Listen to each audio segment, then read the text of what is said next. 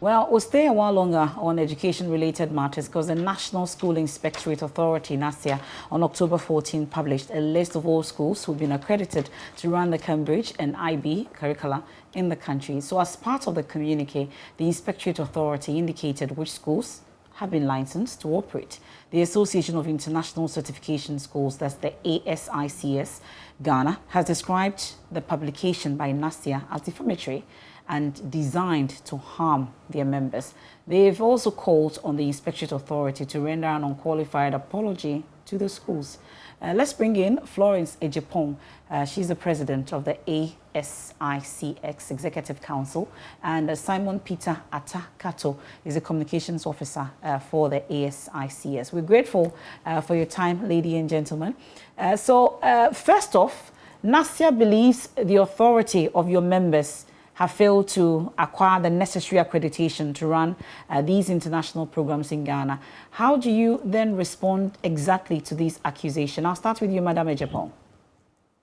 Well, this is a great misinformation, and it's an indication of the confusion and the lack of knowledge within NaSIA, because in that publication, what NaSIA sought to do was to equate licensing with accreditation. Now, NaSIA has no role in the accreditation of international schools. That is purely the domain of the international regulatory bodies. So to equate the two and then list the schools as not being accredited to run. Many of these schools have been running for decades. They have built up their brand names and they have got excellent reputations. Now, for you to then say these schools are not accredited and then to go on and add that the parents should not patronize such schools, I think that's a red light in terms of somebody who is supposed to be overseeing best practices, high standards in schools, and making sure of the well-being of the children, the staff, all the stakeholders in education. So it was wrong. Even the minister had to then come out and correct this misinformation. And he explained that licensing and accreditation had nothing to do with one another, and that licensing, if you are behind with your payment of license fees, as we are, but deliberately, you are merely delinquent.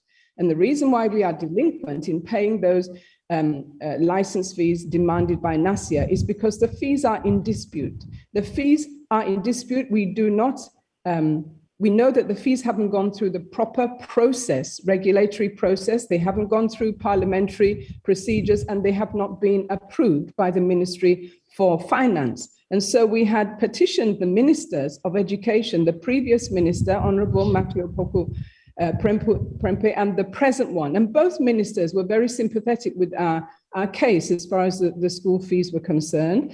They tried to get NaSIA to meet with us and to negotiate a fairer, more equitable and transparent school fee, license fee. But this has never happened. This has never happened. Well, that's interesting. I'll talk about the impact this announcement has had on your members, for instance. But let me bring in Mr. Simon Peter Atakato as well. This you have mentioned, or I've seen that you're raising concerns about it being defamatory, for instance. Is there a particular action that you're hoping to take as an association on this? Well, thank you very much, and good afternoon to your viewers. For now, we are open to dialogue, just like the minister indicated about 2 weeks ago in the Daily Graphics editorial. To add to what my president said, I think we need to point out that the laws of Ghana do not back NaSIA to charge licensure fees. And in fact, I want to put it on record that the laws are very clear.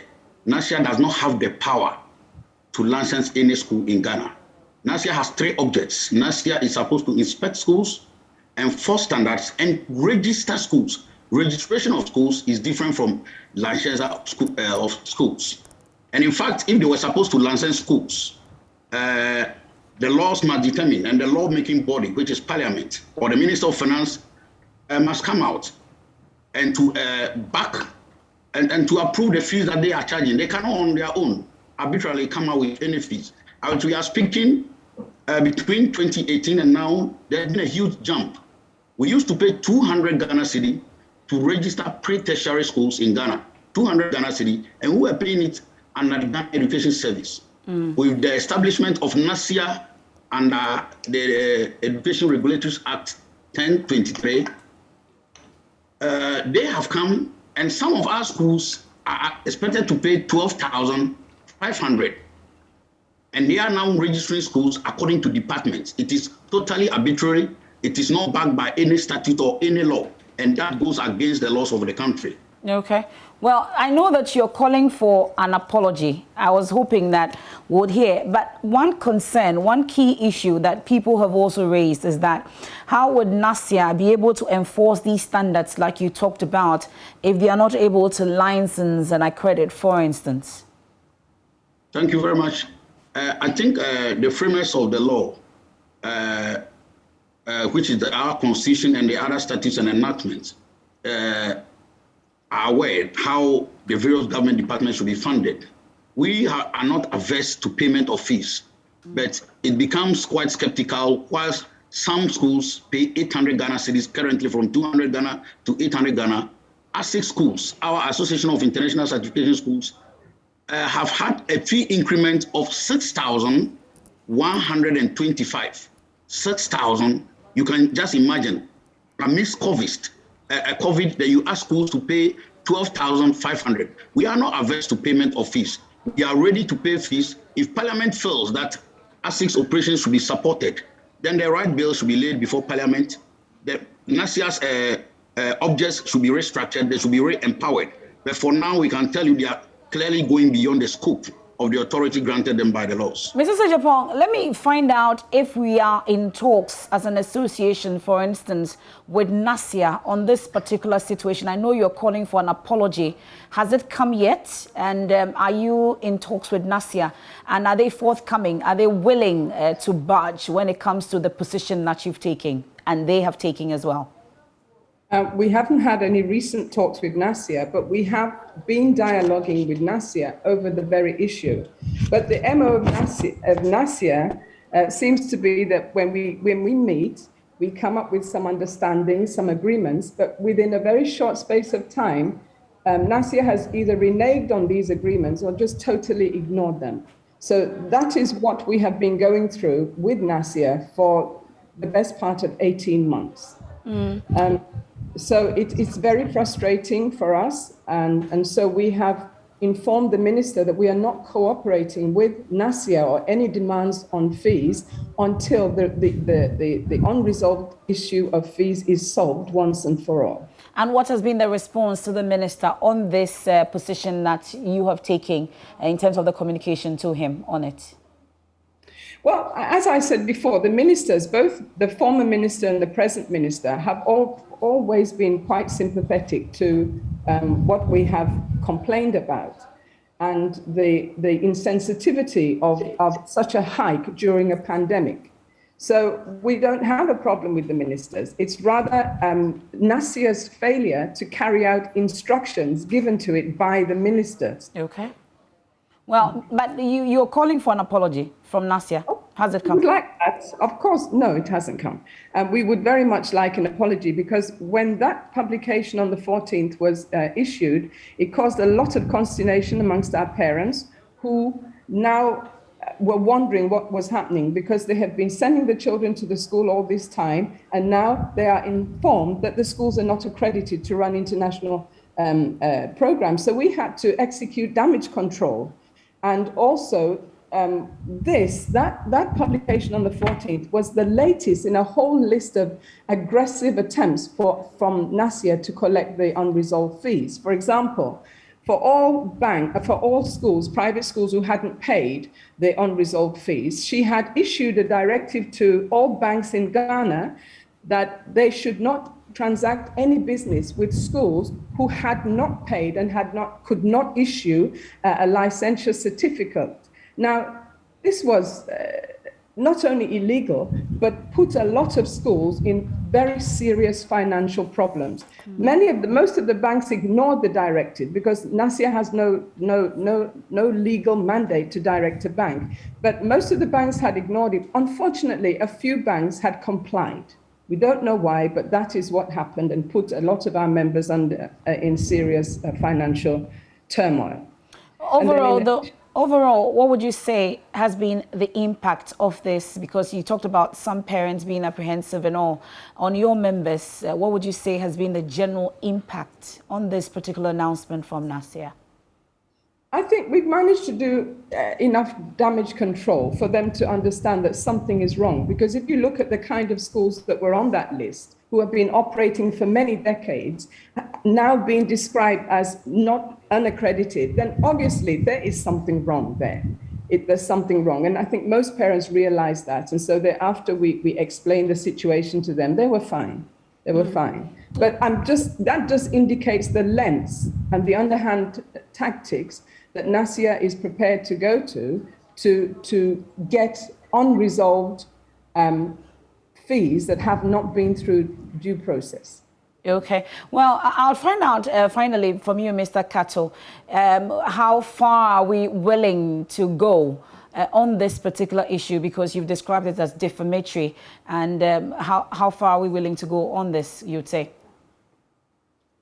Thank you very much. I think we are in the business of training minds.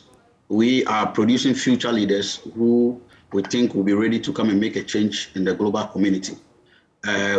We are not interested in litigating issues, but when we are pushed to the wall, then the laws of the land must work. We think we need to open up, just like the minister said, we need to meet the board of NaSIA, the Ministry of Education, and come to an amicable solution, because this has had a lot of toll on our schools. If you look at Ghana International School, which was established several years ago with one of the best standards in the whole of the world, not just in Africa, and the type of impact our schools are having on the global community. We have our international schools complementing the good work the GS is doing. So we'll be willing that we come to the table and have an amicable solution. And just like my president said, we are also asking that this defamatory statement should be retracted immediately.